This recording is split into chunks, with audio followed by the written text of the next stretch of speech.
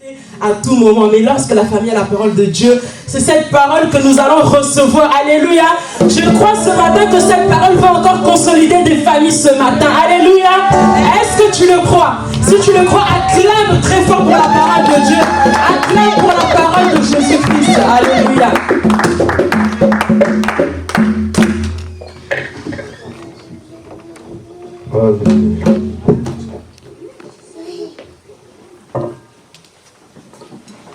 Alléluia, gloire à Jésus.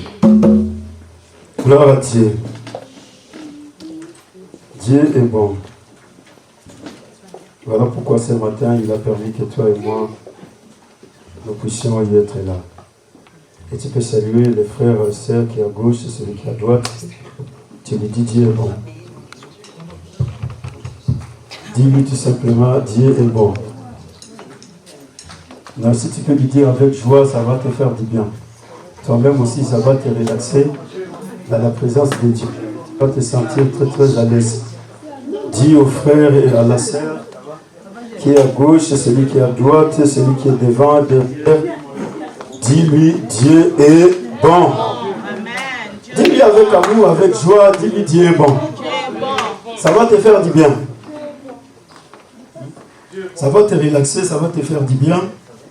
Et tu vas te retrouver tranquille dans la présence de Dieu. Dis-lui, Dieu est bon.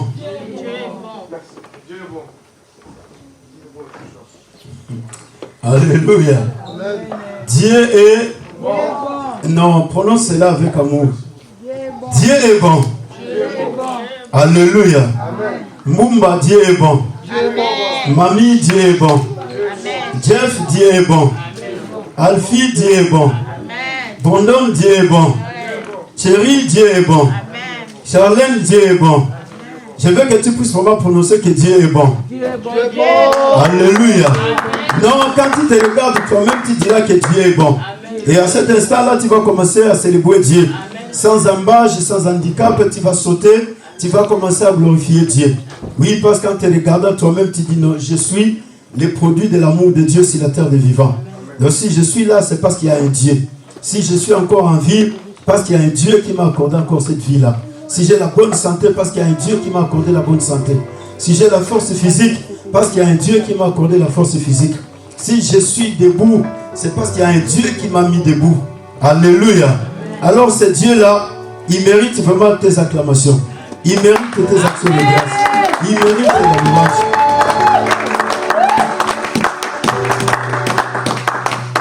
Alléluia. Dieu est bon. Louez Dieu car il est bon. Car sa miséricorde dure toujours. Louez le Dieu de Dieu car il est bon. Car sa miséricorde dure toujours. Le Dieu qui a fait les cieux et la terre. Car sa miséricorde dure toujours. Alléluia. La miséricorde de Dieu dure toujours. Voilà pourquoi c'était cette miséricorde qui a fait que nous sommes là. Nous sommes dans un dimanche dont Dieu nous a accordé grâce pour que nous puissions parler de la famille. Oui, parce que cela est très important. Dans l'histoire de l'humanité, il faut qu'on puisse parler de la famille. On va parler du gouvernement, c'est très bien. Nous allons parler de l'église, c'est encore bien. Mais ce qui est encore beaucoup plus très bien, c'est de parler de la famille. Parce qu'il n'y a pas de gouvernement s'il n'y a pas de famille. Il n'y a pas d'église s'il n'y a pas de famille. Il n'y a pas de préfet, il n'y a pas de maire, il n'y a pas de pasteur, il n'y a pas de policiers, il n'y a pas de gendarmes, il n'y a pas tout ce qu'il y a dans les 4 coins du monde entier s'il n'y a pas de famille. Donc s'il y a des médecins, parce qu'il y a des familles. S'il y a des avocats, parce qu'il y a une famille. S'il y a des magistrats, parce qu'il y a une famille. S'il y a des économistes, Genèse chapitre 1, sois là et que ton esprit ne sorte pas d'ici, mais que ton esprit, ton corps et ton âme restent ici à l'intérieur. Alléluia. Amen. Que rien de toi ne sort en dehors de cette salle, parce que tu vas être distrait et tu ne sauras pas saisir la pensée de Dieu. Mais si toi, tout entier, tu restes ici, c'est comme ça que tu vas saisir la pensée de Dieu. Genèse chapitre 1. On lit le verset 26 jusqu'au verset 28. Je lis la parole de Dieu, notre Seigneur Jésus-Christ Nazareth. Amen. Genèse chapitre 1, verset 26 à 28.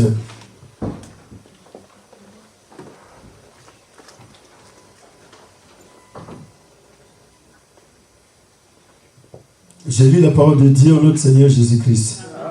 Faisons l'homme à notre image, c'est de notre ressemblance, qui domine sur les poissons de la terre et sur les oiseaux du ciel, sur les bétails, sur toute la terre, et sur tous les reptiles qui rampent sur la terre.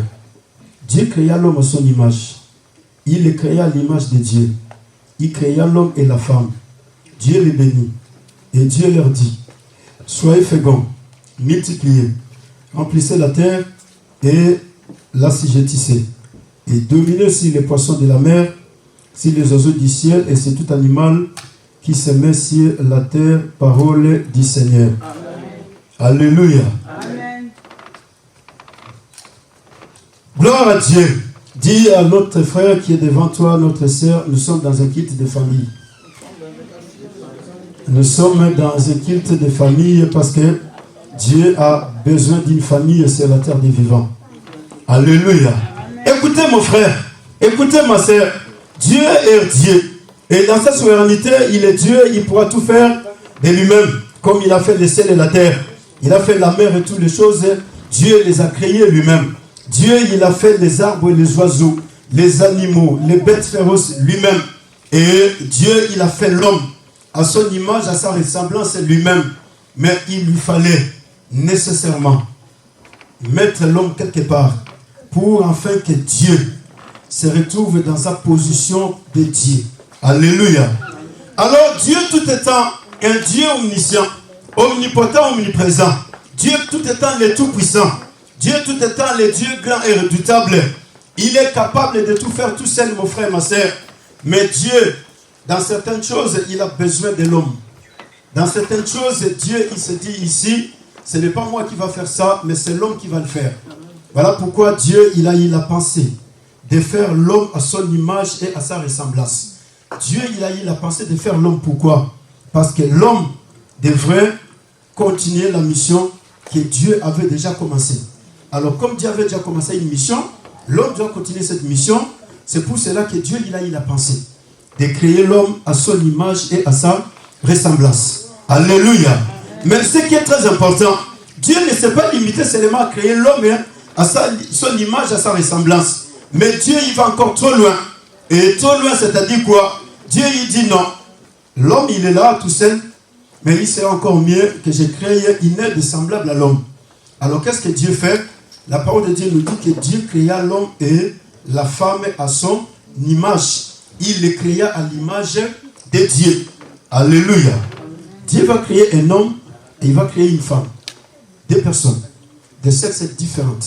C'est-à-dire l'homme est là et à côté il y a la femme. Alors, l'homme et la femme qui sont créés à l'image de Dieu sont appelés famille. C'est-à-dire, dans les quatre coins du monde entier, la première institution de Dieu sur la terre s'appelle la famille. La famille n'est pas une institution juridique. La famille n'est pas une institution sociologique. La famille n'est pas une institution philosophique. La famille n'est pas une institution théologique. Mais la famille a une définition juridique. La famille a une définition sociologique. La famille a une définition philosophique. La famille a une définition théologique. Alléluia. Parce que quand vous allez aller chez les philosophes des temps anciens, ils vous diront que la famille n'a pas été créée par Dieu. Voilà pourquoi vous avez tant de philosophes dans les quatre coins du monde qui ont dérouté l'humanité tout entière aujourd'hui. C'est la guerre que nous avons aujourd'hui. À cause de cette pensée philosophique qui est appelée une pensée erronée. Alors cette pensée erronée qui est appelée le rationalisme, qui dit aux êtres humains d'abord que l'homme n'a pas été créé par Dieu. Et tous les philosophes rationalistes, ils ont donné une définition qui est très très erronée par rapport à l'homme et par rapport à la famille. Voilà pourquoi les gens vous diront non, l'homme est sorti de l'animal. Alléluia. Pourquoi? Parce qu'il y a des philosophes qui nous ont apporté cette définition que l'homme vient de l'animal. C'est la philosophie, c'est le rationalisme. Alors, et comme l'homme vient de l'animal, il faut maintenant qu'on aille encore trop loin, c'est que la famille aussi ne vient pas de Dieu. Alors comme la famille ne vient pas de Dieu, qu'est-ce qui se passe avec toutes ces choses? Le rationalisme, on nous a dit aujourd'hui qu'il est très important qu'on puisse accepter, donc volontiers, sans pourtant qu'on puisse te forcer, mais volonté de toi-même, tu puisses accepter les mariages gays. Tu vas accepter le mariage d'un homme avec un homme. Alléluia. Un homme qui s'est marié avec un autre homme, on te dit tu dois l'accepter. Parce qu'ils sont une femme. Ils sont une femme. Oh. Ils sont une femme. Alors cette famille, quel est son nom? Quel est le nom de cette famille? Alléluia. Frère Gaël nous a donné le nom de cette famille. Ça s'appelle la famille de la destruction. Voilà pourquoi, mon frère et ma soeur, il est très important que l'Église ne se focalise pas seulement à dire des choses qui sont seulement superficielles, mais l'Église doit retourner dans la pensée divine de Dieu, la pensée première de Dieu. La première pensée de Dieu, c'est de faire mettre en place une famille solide sur la terre des vivants. Oui, mon frère, ma soeur, si la famille n'est pas solide, la famille qui est totalement visitée, voilà pourquoi le serpent, lui, n'était pas en colère contre toutes choses. Le serpent n'a jamais été en colère contre les oiseaux. Il n'a jamais été en colère contre les animaux. Mais le serpent était en colère contre la famille. Parce qu'il savait qu'avec la famille, Dieu a beaucoup de choses à faire. Avec la famille, Dieu, il a mis la pensée. Et c'est la famille qui va exécuter cette pensée de Dieu. C'est la terre des vivants. La pensée de Dieu, c'était laquelle? Soyez féconds, multipliez, remplissez, assujettissez là, dominez sur les oiseaux du ciel. Ce n'est pas l'église. Alléluia. Non, ce n'est pas l'église qui va faire ce travail. Mais la fécondité, c'est le problème de la famille. La multiplication, c'est le problème de la famille. C'est la mission que Dieu a confiée à la famille. La famille dont Dieu a choisi et Dieu lui-même est l'instituteur. Ce n'est pas la famille dont les rationalistes ont institué sur la terre des vivants. Ce n'est pas la famille dont les juristes ont institué. Ce n'est pas cette famille-là que nous parlons. Mais nous parlons de la famille dont Dieu lui-même est l'instituteur. Dieu lui-même a ordonné. Dieu lui-même a établi. C'est de cette famille qu'il s'agit. Cette famille doit faire la volonté de Dieu sur la terre. La volonté de Dieu, c'est quoi? Soyez féconds, multipliez, remplissez la terre, assujettissez-la, dominez sur les oiseaux du ciel, sur les poissons de la mer et sur tout animal qui se met sur la surface de la terre. Alléluia. Dieu, il a confié cette mission à la famille. Mais écoutez, cette famille qui reçoit la mission, elle est un jour visitée par le serpent.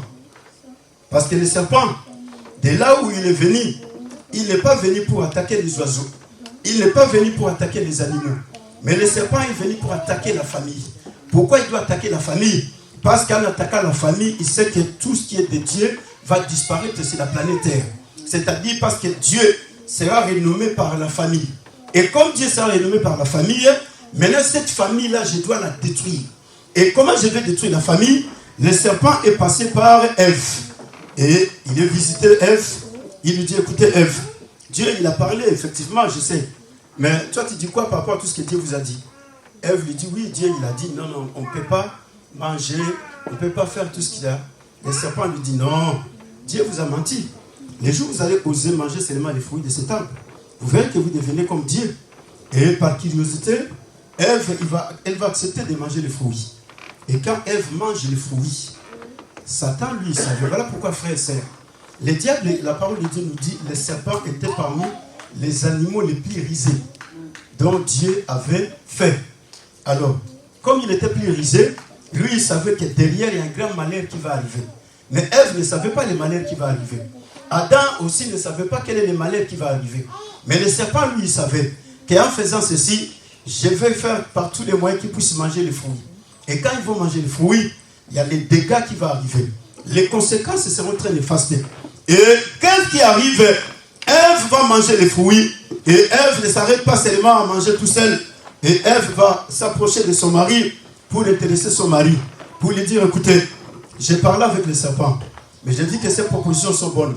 Alors toi tu dis quoi? Parce que je sais que Dieu t'avait déjà défendu par rapport à tout ce qu'il y a dans le jardin et l'arbre qui est au milieu. L'arbre de la connaissance du bien et du mal, Dieu il a interdit qu'on ne puisse pas manger. Mais moi j'ai déjà mangé les fruits. Si toi aussi par amour, comme tu m'aimes, tu vas manger les fruits, comme ça tous les deux, on va marcher dans le même chemin, dans la même voie. Et qu'est-ce qu'Adam fait? Adam aussi va manger les fruits. Alléluia. Parce qu'Adam va écouter la voix de sa femme. Voilà pourquoi quand Dieu est venu, Dieu ne lui a pas dit que tu as écouté la voix du serpent. Mais Dieu lui dit parce que tu as écouté la voix de ta femme. Alléluia. Amen. Alors comme tu as écouté la voix de ta femme, maintenant, il y a des choses compliquées qui vont vous arriver. Voilà pourquoi mon frère et ma soeur, Dieu institue la famille. La famille, c'est l'ensemble des personnes qui sont ici du même sang. La famille, c'est l'ensemble des personnes qui habitent dans la même maison.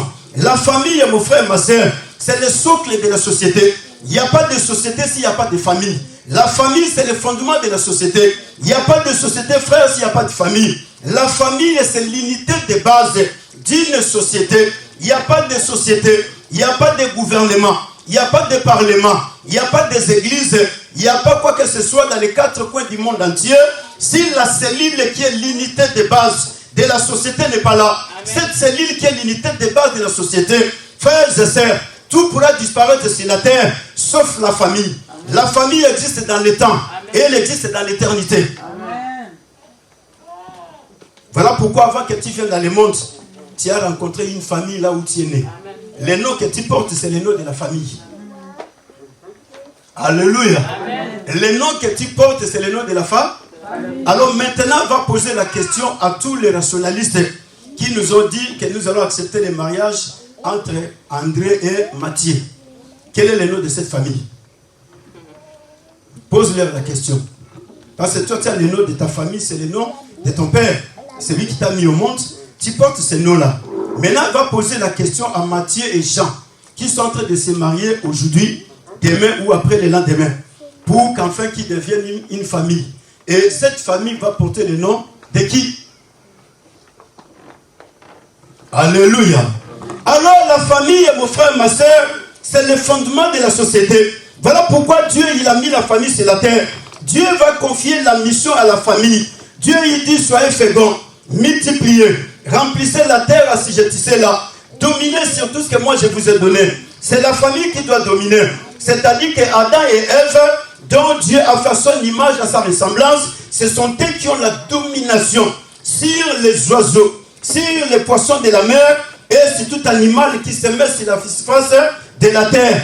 Et comme le serpent, il savait les choses qui se passaient. Et le serpent, c'est un animal qui a été possédé ce jour-là par l'esprit du diable de Satan.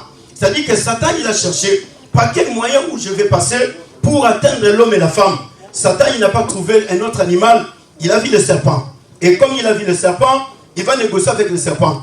Il lui dit, non, écoutez, toi tu vas y aller, parce que moi j'ai besoin de détruire cette famille-là. Dieu les a confiés beaucoup des avantages. Dieu les a donné une grande mission. Dieu les a confiés des grandes responsabilités. Alors moi je vais détruire cette famille. Mais par qui je vais passer? C'est par toi. Le serpent aussi de son côté accepte la mission de Satan. Et il entre dans le jardin. Alléluia. Pour rencontrer l'homme et la femme. L'homme et la femme ont une mission. Le serpent également a une mission. Maintenant, quelle est la mission la plus importante entre les deux missions?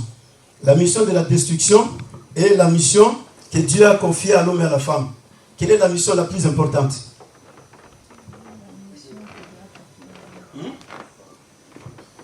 Quelle est la mission la plus importante? Alfie, la mission que Dieu a donnée à l'homme et à la femme et la mission que le serpent reçoit de la part de Satan. Quelle est la plus grande mission? La mission que Dieu a donnée à l'homme et à la...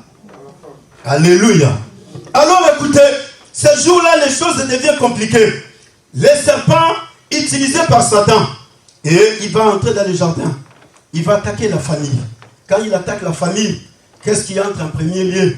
L'accusation. L'accusation entre et l'homme va commencer à accuser Dieu qui lui a donné la femme. La femme que tu m'as donnée, c'est elle qui m'a fait pécher. La femme à son côté va accuser le serpent. Le serpent m'a séduit et j'ai mangé des fruits. Le serpent de son tour n'avait personne pour l'accuser. Alléluia. Parce que lui, il est totalement tout seul. Alors comme il est tout seul, il ne peut pas dire que c'est Satan qui m'a envoyé. Mais le serpent, il dit non. Moi, je n'ai personne à accuser, je vais garder les choses. Voilà pourquoi aujourd'hui, il y a l'esprit d'accusation partout. Chacun, dans les 4 coins du monde entier, on lui dit pourquoi tu as fait ça? Non, c'est parce que c'est lui-là qui m'a demandé de faire. C'est lui qui a fait que je puisse faire ceci. Au lieu de dire non, Dieu, tout simplement, j'ai péché parce que tu m'avais demandé de ne pas toucher l'arbre de la connaissance du bien, de ne pas manger les fruits. C'était la moindre des choses pour Adam. C'est de demander pardon à Dieu. Dieu, pardonne-moi parce que j'ai désobéi. Mais comme Adam a été ruiné par le serpent, qu'est-ce qu'Adam il fait? Adam il va commencer à accuser. Quand le serpent commence à travailler, la première des choses, ce sont les accusations. Voilà pourquoi vous verrez même dans les entreprises, au travail, à l'école, dans la famille, à l'église, chacune des personnes accuse. Non, si les choses ne marchent pas dans cette famille, c'est à cause de toi. Si les choses ne marchent pas, c'est à cause de celui-là. Si les choses ne vont pas de l'avant, c'est à cause de lui. Pourquoi? Parce que l'esprit de l'accusation vient du serpent. Le serpent est utilisé par Satan. Alléluia. Alors Satan, il met l'esprit d'accusation. Mais Dieu n'est pas un accusateur. L'accusateur, c'est le diable. Mais ce qui est important, mon frère, ma soeur, cette famille est visitée par les destructeurs. Cette famille est attaquée par les destructeurs. Cette famille va perdre son origine. L'origine de cette famille, c'était Dieu. La parole de Dieu nous dit ceci. Dieu descendait chaque soir pour parler à l'homme et à la femme. Et quand Dieu vient ce soir-là pour parler à Adam et Ève, Adam et Ève ne se retrouvaient plus dans les mêmes lieux, là où Dieu les rencontrait. Et Adam et Ève, ils ont écouté la voix de Dieu dans les jardins. Mais tous les deux, ils se sont dit, ils sont restés tranquilles. Adam, il a dit à sa femme, ne parlez pas. La femme aussi a dit à son mari, ne parlez pas. Parce que les choses se passent très mal dans les jardins. Et ils se sont dit tous les deux. Et ils ont entendu la voix de Dieu. Et la voix de Dieu qui parlait dans les jardins. Et à un moment donné, Adam, il a dit, non, je ne peux pas continuer à garder le silence. Il faut que je puisse parler. Adam, il a parlé. Et quand il a parlé, il dit à Dieu, je suis ni. Dieu lui pose la question de savoir qui t'a dit que tu es. Alléluia. Qui t'a dit que tu es ni? As-tu mangé l'arbre de la connaissance du bien et du mal que je t'avais interdit? Adam lui dit, oui Dieu. La femme que tu m'as donnée, avec sa curiosité, elle a fait les choses et voilà, je me suis retrouvé dans cette position. Alors mon frère, ma soeur, la chose la plus importante, le serpent va détruire la famille. Mais le serpent est utilisé par Satan. Satan lui-même en colère, parce qu'il a été rejeté au ciel. Et au ciel, là où il était, Dieu l'a jeté sur la terre. Sur la terre, quand il arrivait, il n'avait pas autre chose à faire, si ce n'est que de détruire la famille, d'attaquer la famille. Pourquoi il attaque la famille? Parce qu'il sait que c'est la famille que Dieu a confié la mission. Et cette mission dont Dieu a confié ne va pas se réaliser. Et comme la mission ne va pas se réaliser, le monde ne va plus exister. Voilà pourquoi aujourd'hui Satan, il est en train de continuer cette démarche, frère. Il est en train de faire marier aujourd'hui Matthieu et Matthieu. Pourquoi? Parce que Satan, depuis les temps anciens, sa pensée originale, c'est de faire disparaître l'humanité. C'est-à-dire que l'homme ne peut plus exister, la femme ne peut plus exister. Voilà pourquoi, parce qu'il sait que quand il y a un homme et une femme qui vont se marier, ils vont faire la volonté de Dieu. La volonté de Dieu, c'est de trafégo, multiplier, remplissez, assujettissez là et dominer. Mais maintenant, quand il y a Matthieu et Matthieu, comment ils vont se multiplier?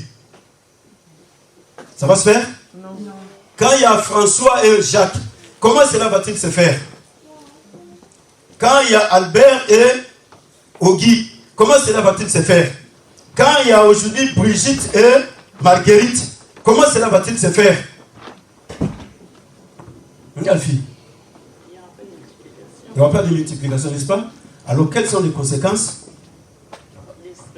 C'est la destruction et la disparition de la race humaine sur la planète. Peut-être que vous n'avez jamais compris pourquoi Satan il combat les familles. Satan il combat les familles parce qu'il doit faire disparaître la race humaine sur la terre des vivants. Donc la race humaine doit disparaître. Raison pour laquelle il a fait son travail. Et quand le travail a été fait, Satan il était dans la joie. Et qu'est-ce qui se passe? L'homme a perdu l'intimité avec Dieu. L'homme ne pouvait plus continuer à parler avec Dieu. Dieu il s'en va, il abandonne l'homme. L'homme il a perdu le jardin. L'homme n'avait plus le contrôle de rien. Tout ce qu'il contrôlait, il ne pouvait plus contrôler. Ni sa femme, ni le jardin, ni lui-même, ni la relation qu'il avait avec Dieu. Adam ne pouvait plus contrôler toutes ces choses parce que Adam s'est retrouvé dans une situation chaotique. Maintenant, il doit prendre sa femme pour sortir du jardin. Alléluia. Dieu, frère, il va récupérer le jardin Dieu ne va pas récupérer autre chose. Dieu lui dit, écoutez Adam, prends ta femme et tu vas partir avec ta femme. Mais moi, la seule chose que tu vas me laisser, c'est le jardin. Tu laisses le jardin et toi, tu t'en vas. Et Adam va prendre sa femme. Et en prenant sa femme, Dieu il va faire quelque chose de très important pour que les serpents ne continuent plus à les réclamer. Pour que les serpents ne continuent plus à les détruire, Dieu il va tuer l'animal. Il va prendre la peau de l'animal, il va couvrir Adam et Ève. Alors maintenant, sortez en dehors du jardin. Partez. Le jardin va rester et Dieu il va mettre des chérubins. Pourquoi frère, Dieu ce jour-là n'a pas pu séparer Adam et Ève?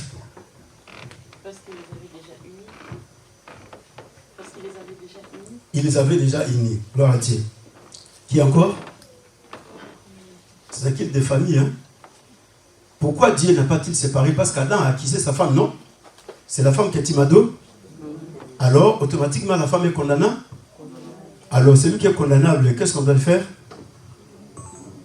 On doit les crucifier, non? Alors, il faut qu'Adam et Ève se séparent. Adam doit rester et Ève ne doit pas. Mais Dieu il dit non, personne ne reste dans le jardin. Vous allez partir tous les deux. Et je vous ai déjà unis. Alors pourquoi Dieu, à part l'unité où il a fait de cet homme et de cette femme, mais quelle est la raison valable qui a fait que Dieu ne puisse pas les séparer?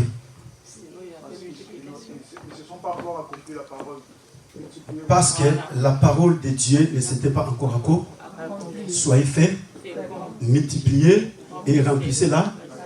Frère, si Dieu osait ces jours-là séparer Adam et Ève, Dieu serait dans la plus grande honte. La honte éternelle. Et à ces jours-là, Satan, qui est passé par les serpents, allait commencer à danser. Il allait dire, voilà, la chose que j'avais besoin, c'est exterminer la race humaine sur la terre des vivants. Alors pour exterminer cette race humaine, donc l'homme et la femme doivent être séparés. L'homme et la femme doivent chacun aller de son côté. Alors pour que cela ne soit pas ainsi, Dieu qui a prononcé la parole, écoutez frères et sœurs, Dieu tu peux lui corrompre sur tous les plans, dans tous les domaines, mais dans les domaines de l'accomplissement de la parole, tu ne sauras pas corrompre Dieu. Tu peux lui présenter tout ce que tu vas lui présenter, mais Dieu tu ne le corrompras jamais, parce que Dieu il veille sur sa parole pour l'accomplir. J'ai déjà proclamé la parole. La parole est sortie de ma bouche. Soyez féconds, multipliez, remplissez la terre, assujettissez-la, dominez sur les oiseaux du ciel, sur les poissons de la mer, et sur tout animal qui se met sur la surface de la terre. Adam prend ta femme, vous allez vous rendre féconds, vous allez vous multiplier, et vous allez remplir la terre, parce que c'est moi qui ai prononcé la parole. Amen. Partez. Mais la seule chose que vous avez perdu, les jardins et la domination, parce que vous n'allez plus dominer sur les oiseaux, vous n'allez plus dominer sur les poissons de la mer, vous n'allez plus dominer sur les animaux. La domination vous l'avez perdue, mais la fécondité je vous la laisse. Amen. Alléluia. Amen. Oui, la postérité doit partir, je vous la donne et partez avec. Je laisse la multiplication, vous allez vous multiplier, je laisse et vous allez assujettir, mais vous n'allez plus dominer. Voilà pourquoi aujourd'hui Satan il montre aux gens que c'est lui qui domine. Pourquoi? Parce que c'est lui qui lui a donné ce pouvoir de dominer. C'est Adam et Ève. Amen. Ce n'est pas Dieu. Parce qu'il y a des gens qui disent non, Dieu il a donné à Satan les pouvoirs. Dieu n'a jamais donné à Satan les pouvoirs. C'est lui qui donne les pouvoirs, c'est l'homme. Parce que Dieu il a donné tous les pouvoirs à l'homme. Il a dit dominer. Alors c'est Satan aujourd'hui, il a pris la pensée de dominer, parce que l'homme qui dominait a été lui-même dominé par Satan, qui est passé par les serpents. Alors le pouvoir de dominer est parti. Écoutez frères et sœurs, Dieu n'a jamais récupéré cette bénédiction qu'il a fait sortir de sa bouche. Dieu ne l'a jamais récupéré. Parce qu'aujourd'hui, on fait souffrir beaucoup de gens dans les quatre coins du monde entier. Non, non, non. Si les choses ne marchent pas, c'est parce que tu as péché. C'est parce que tu as fait ceci. C'est parce que. Frère, dans le péché, mais Dieu, il a fait quelque chose. Sachant que cet homme et cette femme, c'est bien lui que j'ai confié la mission. Alors je ne peux pas les laisser comme ça. Dieu va les couvrir de la peau de l'animal. Et ils sont sortis avec cette peau de l'animal. Ils sont partis. Pourquoi? Parce que Dieu montrait tout simplement que je vous justifie. Par rapport à la parole que je vais prononcer. Malgré votre péché, je vous justifie. Partez. Et Adam et Ève, ils ont mis au monde des enfants. Caïn est né. Abel est né. Seth est né. Et les autres également sont nés. Mais comme les destructeurs avaient déjà visité la famille, les choses continuent. Celui qui est justifié, c'est le père et la mère. Ils ont la peau de l'animal. Mais Caïn n'a pas de peau d'animal. Abel n'a pas la peau de l'animal. Et Seth n'a pas la peau de l'animal. Tous les autres fils qui sont nés dans la famille n'ont pas la peau de l'animal. Qu'est-ce qui se passe? La destruction, comme elle est déjà entrée, le serpent va continuer à faire son travail. Un jour, le serpent va visiter Caïn. Et quand le serpent va visiter Caïn, le serpent va pousser Caïn à faire du mal à son frère Abel. Le serpent va pousser Caïn à tuer son frère Abel. Tout ça, c'était quoi? C'était le travail que le serpent avait déjà commencé. Écoutez, frère, Jésus dit, le voleur ne vient que pour voler, égorger et détruire. C'est-à-dire que le voleur, quand il commence sa mission, ne t'hasarde pas à jouer avec lui. Lui, quand il a commencé la mission, il va jusqu'au bout. Mais ce que tu dois faire, tu dois discerner les choses. Si tu ne discernes pas, le voleur, il va continuer à détruire et tu te diras, mais pourquoi ça? Oui, parce que le voleur déjà a trouvé une porte qui lui permet de continuer à faire le travail. Alors la porte, c'était quoi? Parce que l'homme a accepté la voie du serpent et la voie de la femme qui a mené le péché et les choses deviennent compliquées. Il y a Caïn qui va tuer son frère à cause de la jalousie, à cause de la méchanceté. Et qui a produit cette jalousie, cette méchanceté? C'est le serpent. Alors le serpent continue sa mission. Le diable continue son travail jusqu'aujourd'hui. Mais le travail du diable, c'est laquelle? C'est de détruire la famille. La famille est donc le départ de Dieu. Parce que le point de départ de Dieu, c'est la famille. Le point de départ de Dieu, ce n'est pas le gouvernement. Dieu, aujourd'hui, on peut détruire tous les gouvernements du monde, ça ne va pas les faire plaire. Dieu ne jamais les plaira pas pour les gouvernements. Mais quand on détruit la famille, Dieu, il se met à plairer. Alléluia. Raison pour laquelle la famille doit comprendre les choses. Que le serpent est toujours là pour visiter la famille. Le serpent est toujours là à la quête de la famille. Le serpent, par les moyens, oui, que le diable a utilisés, il continue toujours à faire sa mission pour détruire la famille. La famille doit être totalement détruite. Mais qu'est-ce qu'il faut faire? Il faut seulement avoir le discernement, de comprendre les noms. Ça, c'est le serpent. De quelle manière aujourd'hui il est en train d'utiliser? Il est en train d'utiliser tout ce qu'il a mis sur place. Il a mis aujourd'hui la prostitution. Il a mis aujourd'hui l'adultère, la débauche. Il a mis aujourd'hui l'ivrognerie. Il a mis aujourd'hui la drogue et tout ce qu'il y a. Il a mis aujourd'hui la pornographie. Il a mis aujourd'hui en place plein de choses, permettez-moi les termes, pour détruire la famille. Hier, il n'y avait qu'une seule voie. Mais aujourd'hui, il y en a des millions de voies que le diable est en train d'utiliser pour atteindre la famille et la détruire totalement. Mais maintenant, cette famille qui est détruite, Dieu au ciel, il s'est dit, mais la famille est totalement détruite. La descendance de Caïn est détruite. La descendance d'Adam. Et son frère a été tué. Qu'est-ce que je vais faire? Et qu'est-ce qui arrive? Satan, le serpent, il va faire pécher tout le monde. Écoutez, frère, la destruction du diable. Satan, il va faire pécher tout le monde. Et quand il va faire pécher tout le monde, Dieu au ciel, il va se mettre en cause. Dieu, il dit quoi? Je vais détruire l'humanité tout le temps. Dieu prendra la décision de détruire l'humanité. En détruisant l'humanité, il y a combien de familles qui sont détruites? Maintenant, ce n'est pas Satan qui les détruit. C'est Dieu lui-même qui les. Pourquoi? Parce que la parole de Dieu nous dit le péché des hommes est monté jusqu'au ciel. Genèse chapitre 5 et 6. Le péché est monté jusqu'au ciel.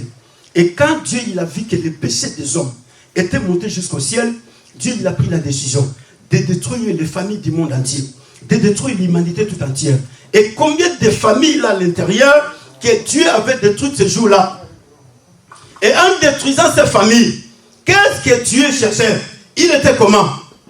Il était dans la joie. Alléluia. Il a dit, c'est la seule chose que moi j'ai cherché. C'est la destruction de la race humaine. Comme j'ai toujours eu besoin que la race humaine disparaisse. Voilà maintenant toi-même tu l'as disparu. Et écoutez, serpent il est sage. Serpent il est prudent. Serpent il est compliqué. Mais Dieu il est plus intelligent que les serpents. Qu'est-ce que Dieu il va faire? Dieu il va se réserver un homme appelé Noé. En détruisant toutes les familles frères. Amen. Mais Dieu il va se réserver une famille. Cette famille s'appelle la famille de Noé. Dieu il va dire à Noé, Noé tu as trouvé grâce à mes yeux. Tout le monde a péché. Mais toi tu as trouvé grâce. tu marches dans la justice. Alors comme tu marches dans la justice, maintenant qu'est-ce que tu vas faire? Tu vas bâtir l'arche. Tu vas construire l'arche. Et quand en construisant l'arche, dans cette arche-là, tu entreras toi, ta femme, tes 3 enfants, les 3 fils de Noé et tes 3 gens. Dieu va se conserver une femme. Alléluia. Amen. Dieu va se conserver une famille. Pourquoi Dieu se conserve la famille? C'est pour continuer la mission. Raison pour laquelle vous verrez que quand Noé et sa femme, ses 3 fils et ses 3 gendres sont sortis de l'arche, la parole a été prononcée. Soyez féconds, multipliez et remplissez là. Mais il n'y a pas de domination. Parce que la domination n'est déjà pas.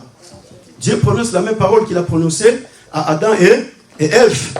Soyez féconds, multipliez et remplissez la terre. Alléluia. Pourquoi? Parce que Dieu a toujours besoin qu'il y ait la race humaine sur la terre des vivants. Mais pour qu'il y ait la race humaine, c'est lui qui va reproduire cette race, c'est la famille. Alors s'il n'y a pas de famille, c'est-à-dire que la race humaine ne va pas se reproduire. Voilà pourquoi Dieu se réserve une famille. Et cette famille s'appelle Noé. Noé et sa femme, c'est la famille que Dieu va se réserver. Et de l'autre côté, il y a les 3 fils de Noé et il y a les 3 femmes qui sont à côté. Et le diable n'a pas compris toutes ces choses. Lui, il s'est dit, bon, c'est fini, je te détruis. Écoutez ma frère, écoutez ma soeur, Dieu veut repartir sur le point de départ. Le point de départ de Dieu, c'est la famille. Le point de départ de Dieu, ce n'est pas l'église, ce n'est pas le gouvernement. Amen. Ce n'est pas toutes les sociétés qui sont dans les 4 coins du monde, mais le point de départ de Dieu, c'est la famille. Amen. Maintenant, la famille a une responsabilité. La responsabilité, c'est laquelle?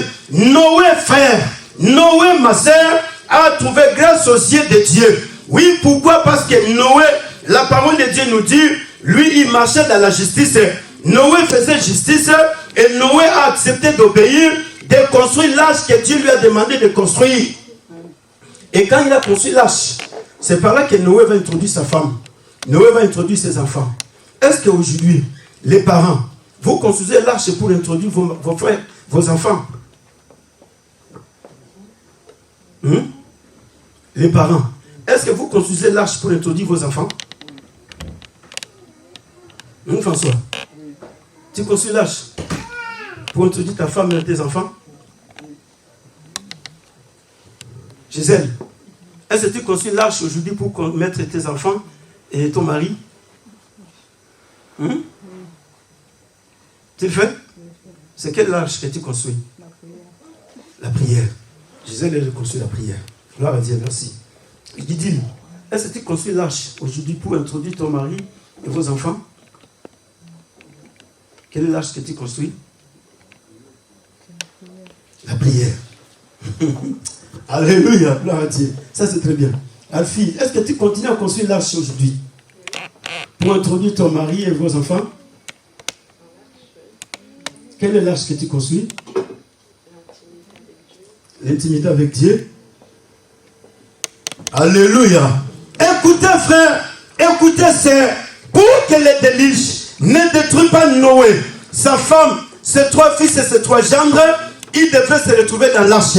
Pour que le diable, qui est le destructeur, qui est en train de détruire les familles du monde entier, les familles doivent rentrer dans l'arche.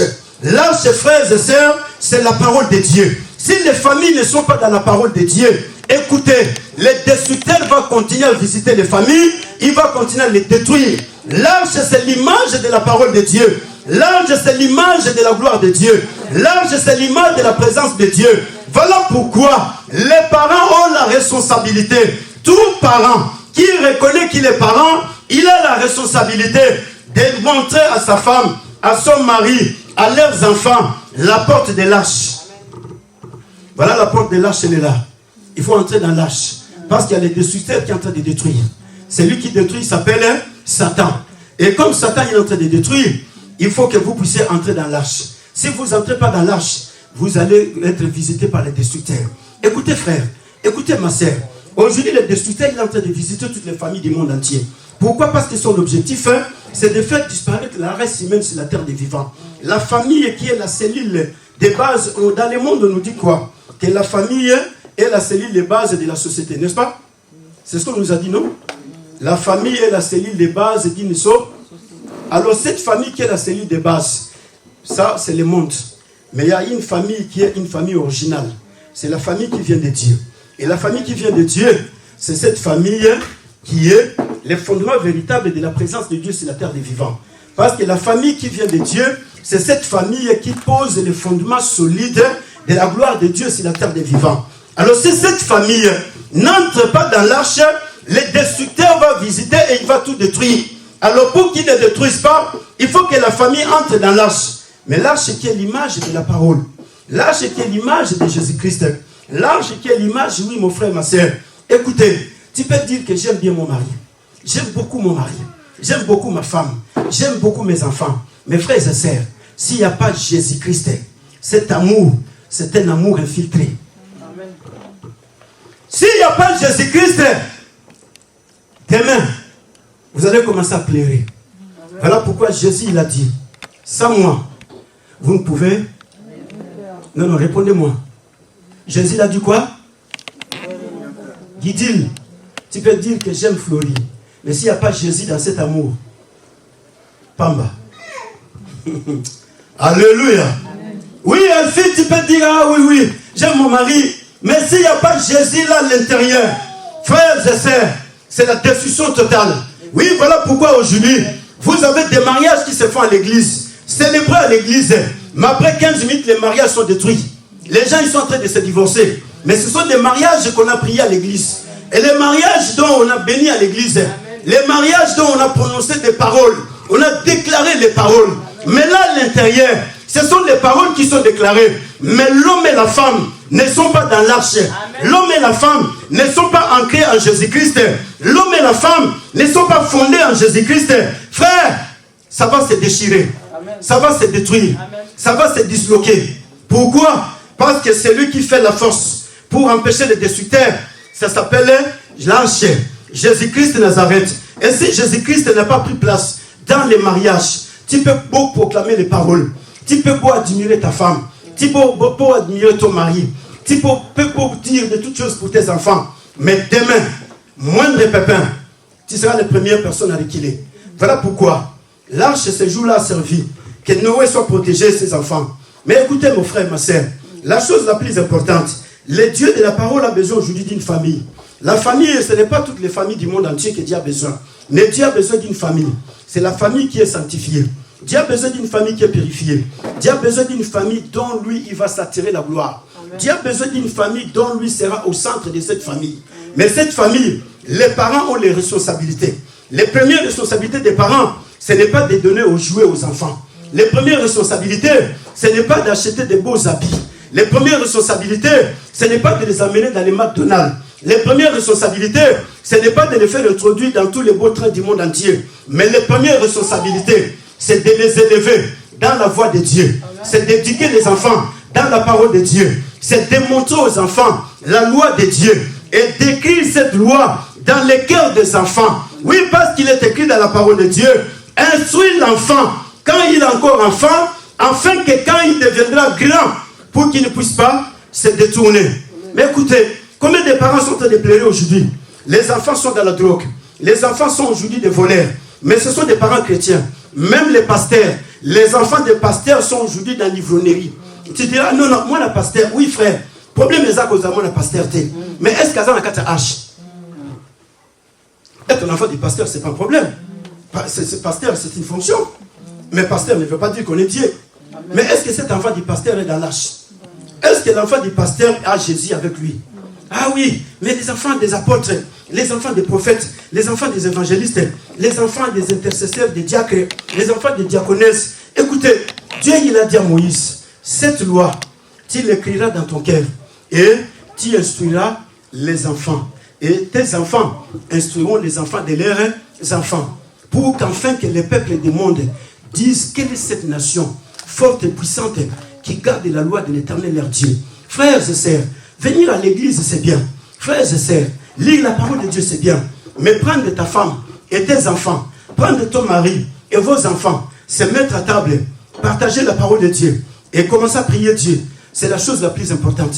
Mais aujourd'hui, les parents qui viennent à l'église n'ont jamais eu 10 minutes d'ouvrir la parole de Dieu pour dire à leurs enfants, Jésus a tant aimé le monde, il a donné sa vie pour le monde.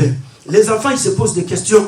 Pourquoi Dieu, on ne les voit pas? Mais pourquoi les parents n'arrivent pas à expliquer ces choses aux enfants? Les enfants aujourd'hui sont en train de vivre comme ça. Ils sont devenus des délinquants. Parce que les parents, ils se sont désertés de leurs responsabilités. Oh, la famille que Dieu a besoin, c'est une famille qui est fondée dans la parole de Dieu. C'est une famille qui va relever le nom de Dieu. Dieu, il a dit à Abraham, les jours où toi tu ne seras pas, mais par ton fils, mon nom sera écrit dans les cœurs des hommes. C'est la terre des vivants. Par ton fils Isaac. Frères et sœurs, si nous avons des enfants que Dieu nous a donnés dans la famille, ces enfants, on doit d'abord les élever dans la parole de Dieu. Ces enfants, on doit d'abord les élever dans la droiture de Dieu, dans la justice et dans la vie de la sainteté. Aujourd'hui, on se bat pour que les enfants puissent intégrer, comment on appelle ça? Les nains. Hein? Les nains. Vas-y, papa. Alléluia. Amen. On se bat pour ça, mais personne ne se bat aujourd'hui pour dire à l'enfant, non, Jésus est vivant. Jésus est Dieu. Pour dire à l'enfant, venez, mets-toi là-bas. Frère, on risque de se retrouver aujourd'hui avec des familles totalement détruites. Pourquoi? Parce que les voleurs, ils continuent à faire son travail. Les voleurs, ils continuent à agir. Oui, maman Blandine, c'est très bien d'acheter tout ce que tu vas acheter pour Eden. Tout ce que tu vas acheter pour Eris, c'est très bien. C'est bien tout ce que tu vas donner Blandine. Tout ce que tu vas donner à Sidney, c'est bien. Ça a de l'amour d'une mère. Mais ce qui est beaucoup plus mieux, c'est de les élever dans la voie de Dieu. Parce qu'après des années, tu ne vas pas pleurer. Mais si tu ne les élèves pas dans la voie de Dieu, demain tu vas commencer à pleurer. À ce moment,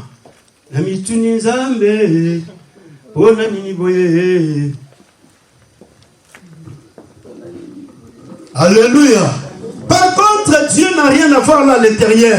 Le temps où Dieu te parlait, tu as rejeté la parole de Dieu. Le temps où Dieu te cherchait pour entrer dans l'arche, tu n'as jamais été là. Mais écoutez, Zacharie chapitre 12 nous dit ceci. Alléluia. Non, on a besoin d'une famille qui va relever le nom de Dieu sur la terre des vivants. Oui, Dieu a besoin d'une famille. Tout le monde était né, mais Dieu avait besoin de la famille de Lévi. Parce que c'est là où devrait naître Moïse. C'est là où devrait naître Aaron et Myriam. C'est dans cette famille. Mais il y avait des enfants qui naissaient en Égypte avant Moïse et avant Aaron et Myriam. Pose-toi la question. Pourquoi Dieu ne les avait pas utilisés pour délivrer Israël en Égypte?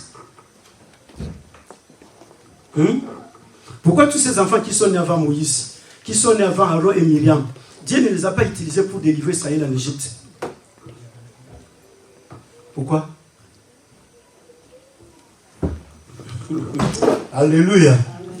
Et pourquoi le diable il va venir seulement donner l'ordre qu'on puisse tuer tous les enfants qui sont nés en Égypte au moment où Moïse est né? Pourquoi? Parce qu'avant il y avait des enfants qui naissaient, non? Les Hébreux, ils avaient des enfants qui naissaient en Égypte, non? Mais la loi n'a jamais été donnée avant Moïse. Mais quand Moïse est né, la loi a été donnée. Pourquoi la loi a été donnée quand Jésus est né? Parce que ce n'est pas un enfant comme tout autre enfant. C'est un enfant qui a des fondements, qui est un enfant exceptionnel. Parce que c'est par lui que Dieu il va délivrer Israël en Égypte. C'est par lui que Dieu va sauver l'humanité. Mais parce que cet enfant sont instruits par la loi de Dieu. Lévi instruisait Aaron, Moïse et Myriam dans la parole de Dieu. Mais nous, aujourd'hui, nous instruisons les enfants en quoi? Les enfants, ils viennent là, tu leur donnes le téléphone, ils jouent avec le téléphone. Non. Quand les enfants viennent, il y a la responsable qui est là. Laisse les enfants entre les mains de la responsable qui est là-bas pour les instruire à la parole de Dieu. Le téléphone, c'est à la maison. Alléluia. Zacharie chapitre 12. Gloire à Dieu. Écoutez ce que la parole de Dieu nous dit. Nous allons lire le verset 11 jusqu'au verset 14. Et nous allons lire le verset 1 du verset 13, du chapitre 13 des livres de Zacharie. Que Dieu vous bénisse richement. Que Dieu vous bénisse richement, notre Seigneur Jésus-Christ de Nazareth. Zacharie chapitre 12, verset 11 à 14. J'ai lu la parole de Dieu, notre Seigneur Jésus-Christ. En ce jour-là, le deuil sera grand à Jérusalem, comme le deuil d'Adamiron dans la vallée de Megiddo. Le pays sera dans le deuil, chaque famille séparément. La famille de la maison de David séparément. Les femmes à part, La famille de la maison de Nathan, séparément. Les femmes à part. La famille de la maison de Lévi, séparément. Les femmes à part. La famille de Chiméen, séparément. Les femmes à part. Toutes les autres familles. Chaque famille séparément et les femmes à... Je ne sais pas si vous suivez la lecture. Vous suivez la lecture dans votre Bible? Il est écrit quoi? En ce jour-là, le deuil sera grand à Jérusalem, comme le deuil d'Armageddon dans la vallée de Megiddo. Le pays sera dans le deuil, chaque famille séparément. Alléluia. On nous parle de la famille. On ne nous parle pas des familles, mais on nous parle de la famille, une famille. Parce que la famille est au singulier. Que si il s'agit de prières, là on dira les familles. Mais on nous parle de la famille au singulier qui sera dans les deuils.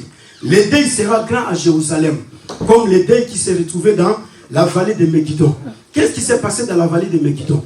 Dans la vallée de Megiddo, c'est là où le roi de l'Égypte appelé Néco avait tué le roi Josias. C'était un roi qui était considéré juste aux yeux de Dieu. C'est-à-dire que le sang des justes a coulé ce jour-là, dans la vallée de Megiddo. Le roi Josias a été tué par les rois de l'Égypte. Parce qu'il y avait la guerre entre Israël et l'Égypte. Et le roi de l'Égypte va tuer le roi Josias sur les territoires, sur la vallée de Megiddo.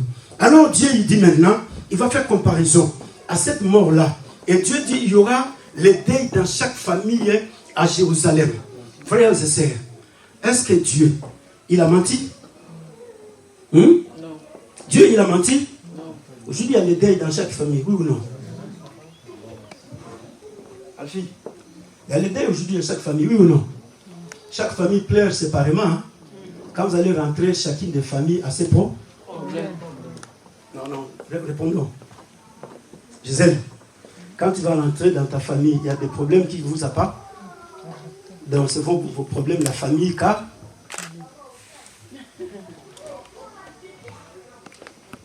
chaque famille sera dans le deuil et le deuil sera grand âgé. Alors, quand vous allez rentrer dans chacune des familles aujourd'hui, qu'est-ce qu'il y a? Il y a des pleurs, il y a des gémissements. Et toutes les familles, chacune des familles a ses problèmes. Chacune des familles a ses difficultés.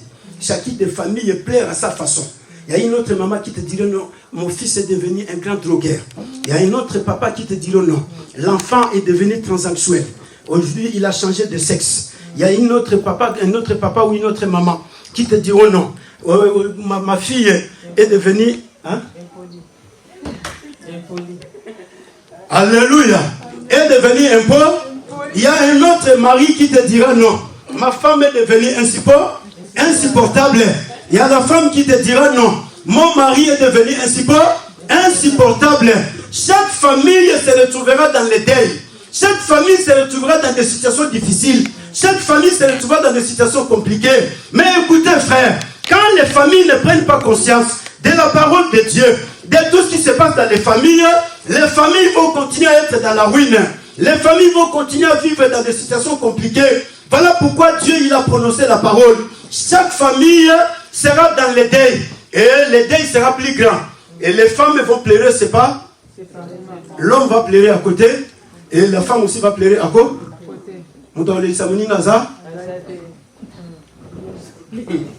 Alléluia. Alléluia. Chacun va pleurer de son côté. Le mari va pleurer de son côté. La femme aussi va pleurer de son côté. Et maintenant les enfants. Les enfants ont pris de leur côté. Et qui va consoler l'autre?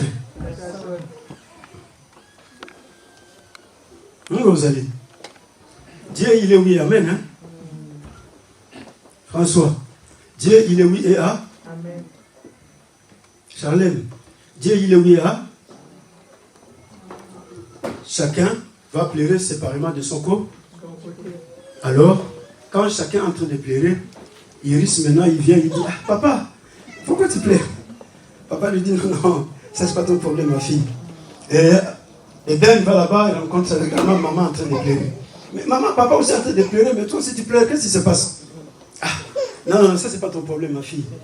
Ah, c'est chaud, voilà. Alléluia. La famille, frère, que Dieu a instituée sur la terre des vivants. Dieu a besoin d'une famille. Cette famille doit être dans les fondements de la parole de Dieu. Cette famille doit être fondée en Jésus-Christ. Mais écoutez, il y a une seule chose qui va sauver la famille. Malgré les deuils, malgré les difficultés, malgré les situations compliquées, malgré tous les problèmes qui arrivent, frère, la famille qui va s'humilier devant Dieu, c'est cette famille qui va trouver grâce. La famille qui va reconnaître la souveraineté de Dieu. Non, viens ma femme, venez les enfants, viens mon mari. Qu'est-ce qui se passe dans notre famille? Non, mettons la parole de Dieu. Qu'elle nous dit la parole de Dieu? Retournons à Dieu. Revenez à moi. Oui, parce que Dieu, il attend que les familles puissent revenir vers Dieu. Malgré la gravité du péché, malgré mon frère, ma soeur, tout ce qui se passe, mais Dieu, il dit, revenez à moi. Et si vous revenez de tout votre cœur, moi, l'Éternel, votre Dieu, je vous accueillerai et je me manifesterai à vous. Frère, Dieu n'a pas autre exercice à faire. La famille doit revenir à Dieu avec un cœur humiliant. Les familles qui vont se repentir, ce sont des familles qui vont trouver grâce devant Dieu. Oui, Dieu a besoin d'une famille qui va remonter le nom de Dieu sur la terre des vivants. Et cette famille, c'est la famille qui va s'humilier. C'est la famille qui va venir auprès de Dieu avec un cœur humiliant. C'est la famille qui va dire non. Nous, on ne peut pas aller loin de Dieu. Mais nous devons revenir vers Dieu. C'est cette famille-là, frère. L'homme prend sa femme. La femme prend son mari. Ils prennent leurs enfants. Ils se mettent ensemble. Ils disent non. C'est le temps où nous devons chercher Dieu. C'est le temps que nous devons invoquer Dieu. C'est le temps que nous devons appeler Dieu pour venir donner la solution dans ces problèmes. Pour venir résoudre. Mais écoutez, la parole de Dieu nous dit ceci. Le chapitre 13 et le verset 1.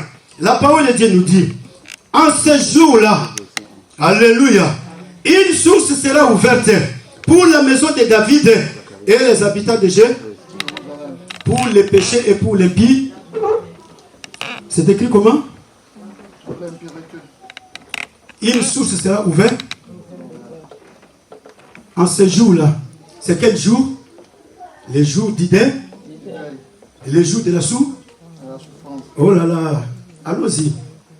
Les jours d'I, les jours de la souffrance, les jours d'Ipé, les jours de la calamie, les jours des acquis, les jours de la malade, les jours des pro. Oui, frères et sœurs, les familles vont rencontrer des problèmes. Il n'y aura pas une famille, même si c'est une famille chrétienne, qui sera accepter des problèmes. Mais il y a une parole prophétique qui a été déjà prononcée par Dieu. Dieu, il dit en ce jour-là, une source sera ouverte. Aïe, aïe, aïe, aïe, aïe, aïe. En ce jour-là, oui, malgré les problèmes que les familles vont rencontrer, malgré la visitation du serpent, malgré que le serpent il viendra pour détruire les familles, mais la famille qui comprendra qu'il y a une source qui est déjà ouverte, frère, cette famille va revenir à la source. Cette famille reviendra à la source. Oui, quelle est la source véritable, Alfie? Alléluia. Quelle est cette source-là? C'est la parole de Dieu. Peut-être que vous avez des questions à poser, je me limite là-bas, après je vais parler de la source. S'il y a quelqu'un qui a une question à poser, tu peux la poser, comme ça je vais répondre. À tout ce que nous avons dit, s'il y a quelqu'un qui a une question à poser, tu peux la poser. Il n'y a pas de question? Sidney, tu as une question? Blandine, tu as une question? Si tu as une question à poser, tu peux la poser, je vais répondre. Pour l'instant, il n'y en a pas. Gloire à Dieu. Joanna, tu as une question? Merveille. Tu n'as pas de question? Bienvenue. Tu as une question? Charlène. Tu n'as pas de question? Pourquoi aujourd'hui on trouve que dans les églises aujourd'hui peut-être lâche? Mais quel est le rôle peut-être de pasteur ou bien des serviteurs de Dieu que Dieu a établi pour faire introduire cette famille-là dans l'arche? Parce que c'était Noé que Dieu a dit à Noé de prendre la famille, sa femme, la femme de ses fils, de les ramener, de faire introduire dans l'arche de Dieu. Mais aujourd'hui, nous voyons, il y a beaucoup de choses qui se passent peut-être à l'église. Mais aujourd'hui, nous voyons, il y a des familles, l'homme, il vient peut-être à l'église, la femme, il ne vient pas.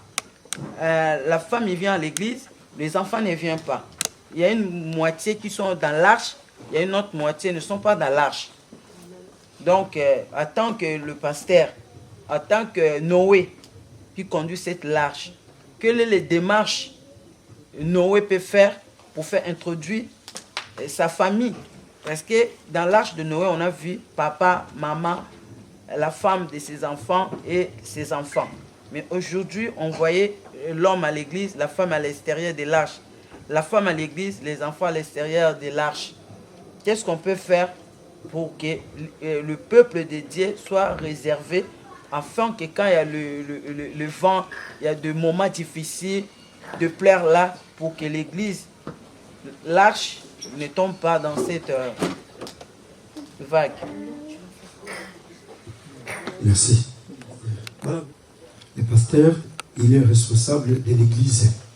Mais le pasteur n'est pas responsable de la famille d'Isaac. La famille Fleury. Le pasteur n'est pas responsable de cette famille. La famille Mumba. Le pasteur n'est pas responsable de cette famille.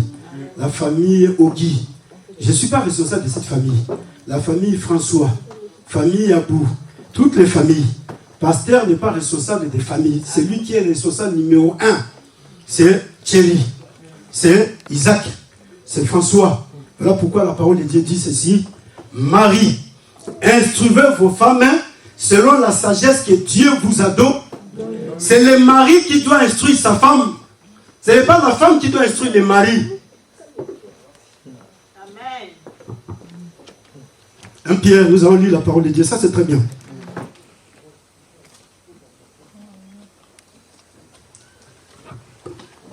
Gloire à Dieu. La parole de Dieu nous dit quoi dans le livre d'1 Pierre?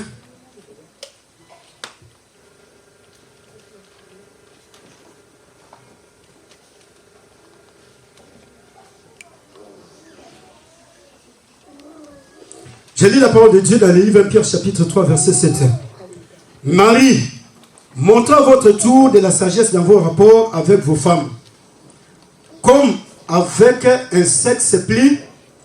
Vous avez trouvé cela? Oui. 1 Pierre chapitre 3 verset 7. Vous avez trouvé? Je lis la parole de Dieu.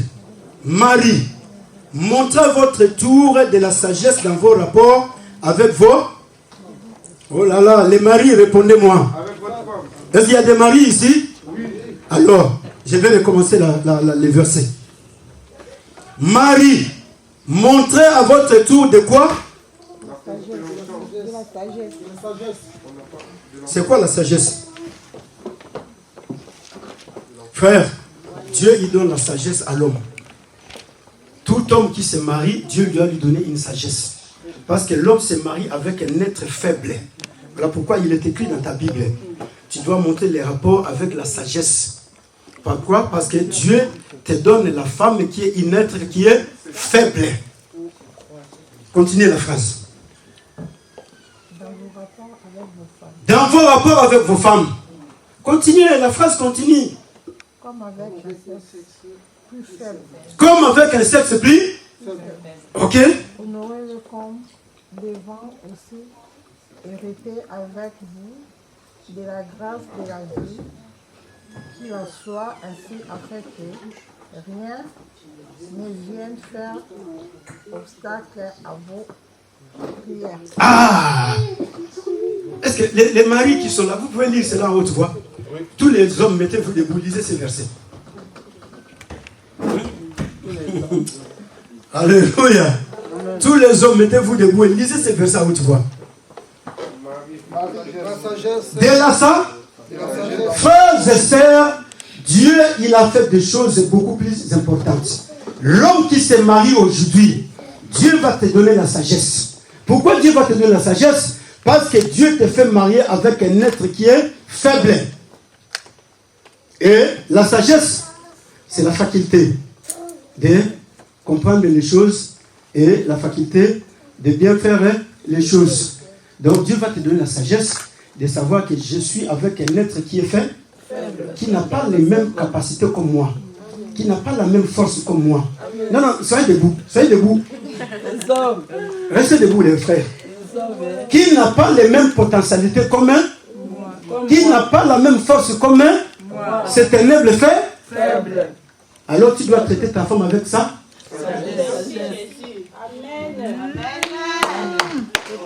Papa Ogi, tu dois traiter ta femme avec ça.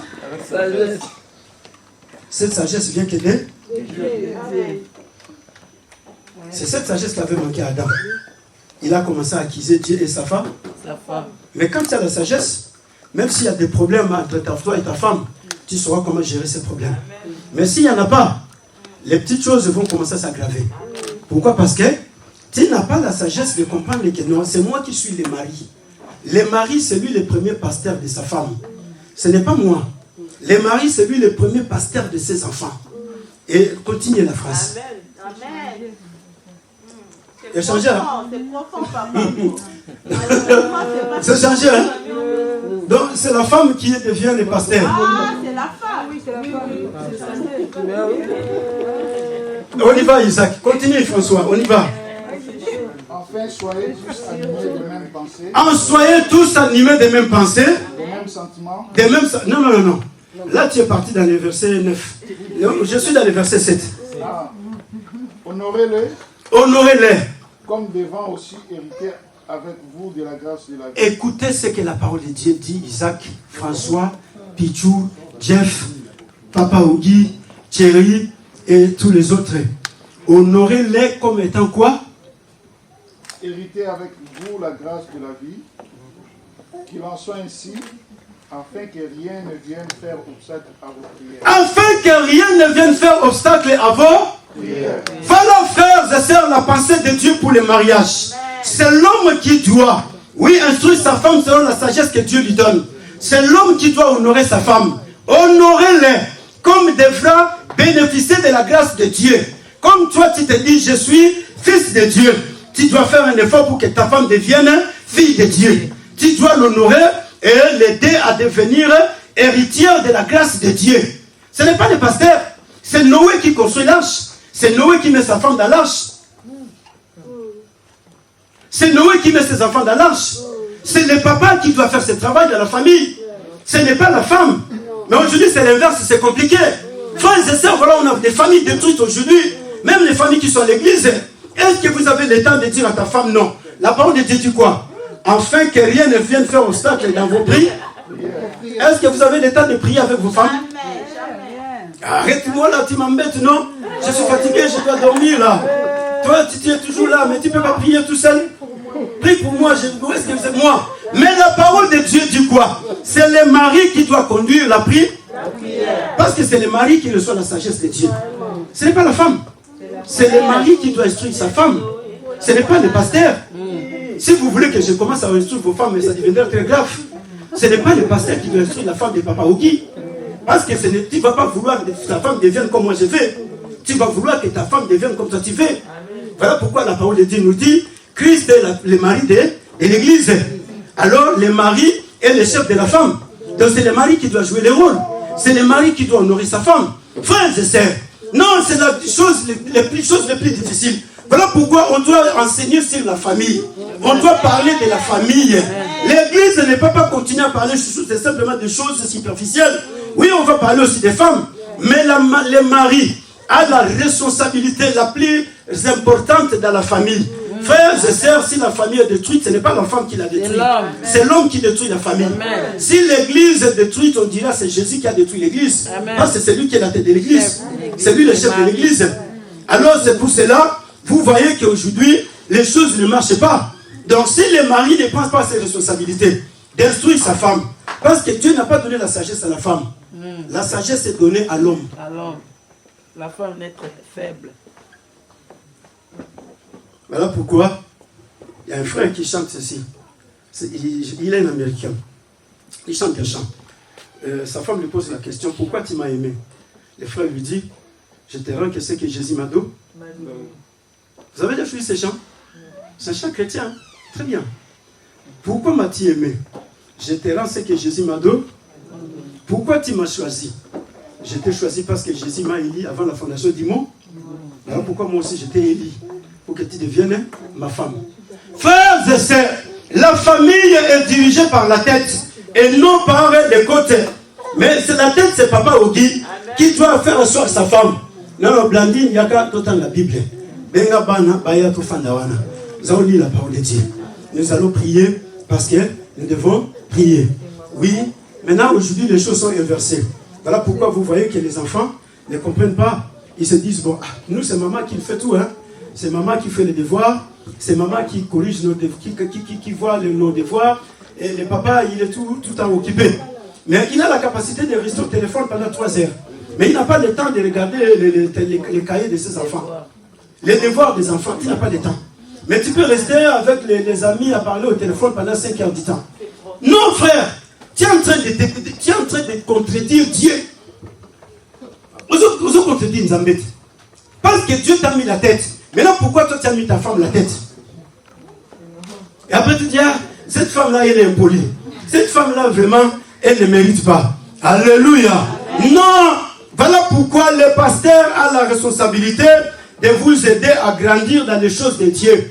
Mais ce n'est pas le pasteur qui viendra pasteur de ton foyer bovique. Non, ce n'est pas moi. C'est toi qui dois devenir le pasteur de ta femme et le pasteur de Boldi. C'est toi. Donc si dans ta maison, tu ne fais pas le travail, voilà pourquoi vous voyez il y a les désordres dans l'église.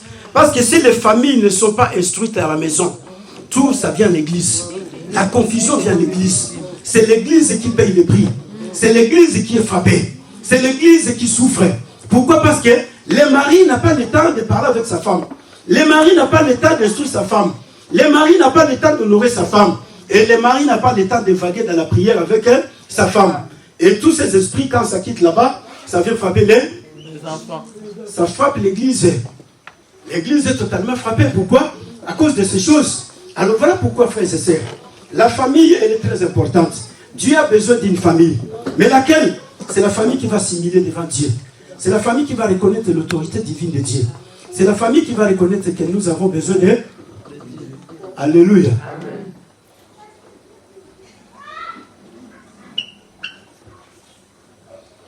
Constant. Ce n'est pas honnête qui doit prier. Hein? C'est toi qui dois prendre honnête. Viens. Non, toi aussi tu étais à l'église, non? Tu peux payer. Non, j'étais à l'église, mais maintenant je suis ta femme. Donc c'est toi qui dois maintenant m'apprendre à prier. Toi maintenant tu dois apprendre à prier à honnête. C'est toi qui dois apprendre à lire la Bible. Sinon honnête va t'apprendre les prières qu'elle faisait auparavant. Tu diras non, non, ce genre de prière là, non, non. Moi en tout cas je ne suis pas habitué avec ça. Mais tu m'as demandé de prier, non? Alléluia. Gloire à Dieu. Malgré tout ce chaos, mais il y a une source ouverte, frère. La source ouverte, la parole de Dieu nous dit ceci, dans le livre de Zacharie, chapitre 13, verset 1. Il y a une source ouverte pour toutes les familles. Amen. Les familles qui vont s'approcher de cette source, les familles qui vont boire l'eau de la source, frère, ce sont ces familles qui deviendront une bénédiction pour l'humanité. Amen. Oui, parce que Dieu a besoin d'une famille qui doit devenir la source de bénédiction pour l'humanité. Mais la source s'appelle Jésus-Christ de Nazareth. Amen. Jésus, frère, amen, il a payé le prix des péchés sur la croix. Amen. Pour les familles du monde entier. Jésus a déjà payé le prix du péché. Jésus a fait un travail très profond. L'expiation a été faite. Mais le problème, c'est de montrer aux enfants. C'est de montrer aux familles. C'est de dire à toutes les familles du monde, malgré les deuils, malgré vos problèmes, malgré vos difficultés, malgré les péchés, malgré la maladie, malgré toutes les conséquences du péché dans le monde, malgré toutes ces choses, la haine, la colère, la méchanceté, mais il y a une source ouverte. Cette source, mon frère, ma soeur, dont l'eau est en train de couler, à chaque instant, à chaque seconde, cette source s'appelle Jésus-Christ de Nazareth. Jésus, il a changé les choses, frère. Il a ramené de nouvelles données. Jésus a besoin de cette famille qui va vivre dans la pureté. La famille qui va vivre dans la justice. Voilà pourquoi Dieu, il a dit à Abraham, toutes les familles de la terre seront bénies en toi. Frère, Dieu a besoin de cette famille-là. La famille d'Abraham, qui sera une source de bénédiction pour toutes les familles de la terre. Mais tu dois faire de ta famille, cette famille-là, parce que Jésus-Christ a déjà payé les prix. Le prix du péché a été payé. Le prix de la maladie a été payé. Le prix de l'injustice a été payé. Le prix de tout a été déjà payé. La famille doit vivre l'amour de Dieu. La famille doit vivre la gloire de Dieu. La famille doit vivre la paix de Dieu. La famille doit vivre la bonté de Dieu. Oui, Jésus a tout changé, frère. Il a changé les salis. Il a changé tout et il nous a donné sa gloire. Voilà pourquoi c'est cette famille-là que Dieu a besoin. Une famille qui va devenir un canal de bénédiction pour toutes les autres familles. Si nous avons 10 familles comme ça sur la terre des vivants, la France est bénie. La famille qui est fondée sur Jésus-Christ Nazareth. Que Dieu vous bénisse. Amen.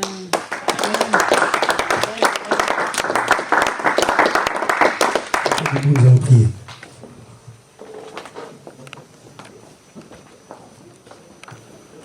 Nous allons prier et demander au Saint-Esprit de nous aider à revenir à la source. La source, c'est Jésus-Christ Nazareth. Toutes nos familles doivent revenir à la source pour que nous puissions vivre la gloire de Dieu sur la terre des vivants. Que nous soyons cette famille qui est fondée et qui boit l'eau véritable de la source et qui va répandre cette eau dans toutes les autres familles. Prions dans les noms puissants de Jésus-Christ Nazareth.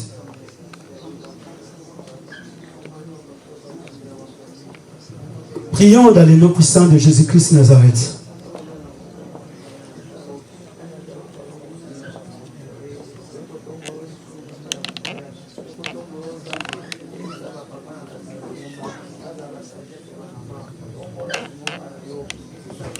Prions Dieu, que Dieu nous aide par le Saint-Esprit. Oui, les hommes priaient Dieu, que Dieu te donne la sagesse de pouvoir instruire ta femme et ta famille selon la sagesse de Dieu. Prie au Seigneur ce matin. Oui, parce que Dieu t'aime. Dieu, il t'a confié cette responsabilité. Dis à Dieu, donne-moi la sagesse d'instruire ma femme. Donne-moi la sagesse d'instruire mes enfants. Oui, parce que nous devons vivre selon Dieu sur la terre des vivants. Une famille qui retourne toujours à la source, qui vit dans l'amour de Dieu, qui vit dans la joie, dans la paix de Dieu, qui vit dans la sainteté, dans la pureté. Oui, pour enfin que cette famille soit un canal de bénédiction pour les autres familles du monde entier. Prions dans les noms puissants de Jésus-Christ Nazareth. Prions le Seigneur.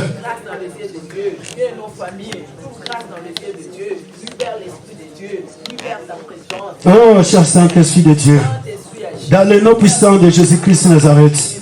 Oui, ce matin, que le Saint-Esprit de Dieu, prie Dieu, mon frère, ma soeur. Dis au Saint-Esprit, aide-moi. Oui, aide-moi, cher Saint-Esprit de Dieu. Accorde-moi cette faveur-là. Oui, que ton esprit soit libéré ce matin. Que ton cœur, tes pensées soient libérées ce matin. Dans les noms puissants de Jésus-Christ Nazareth. Oui, que tu sois cet homme. Oui, que tu sois cet homme. Que le Saint-Esprit t'accorde la sagesse ce matin. Que le Saint-Esprit t'accorde l'autorité de Dieu ce matin. Que le Saint-Esprit ouvre ton esprit, ton intelligence. Oui, pour que tu vives cette parole sur la terre des vivants. Dans le nom puissant de Jésus-Christ. Oui, Saint-Esprit de Dieu. Que cette parole fasse des effets au sein de l'église locale, évangélique de la foi authentique. Dans le nom puissant de Jésus-Christ Nazareth. Oui, dans la vie de nos frères et sœurs. Oui, dans la vie de papa et de maman. Dans la vie des enfants. Que cette parole, oui, parce que tu as besoin d'une famille qui revienne à la source, une famille qui s'humilie devant toi, une famille qui vit, Père de gloire, oui, selon la sagesse que toi tu as donnée. Oui, donne la sagesse à mon frère, donne la sagesse, mon Dieu, pour la gloire de ton Seigneur, dans le nom puissant de Jésus-Christ Nazareth, oh Dieu de la parole, il est semblable à toi, dans le nom puissant de Jésus-Christ Nazareth, que notre unique Seigneur est sauveur.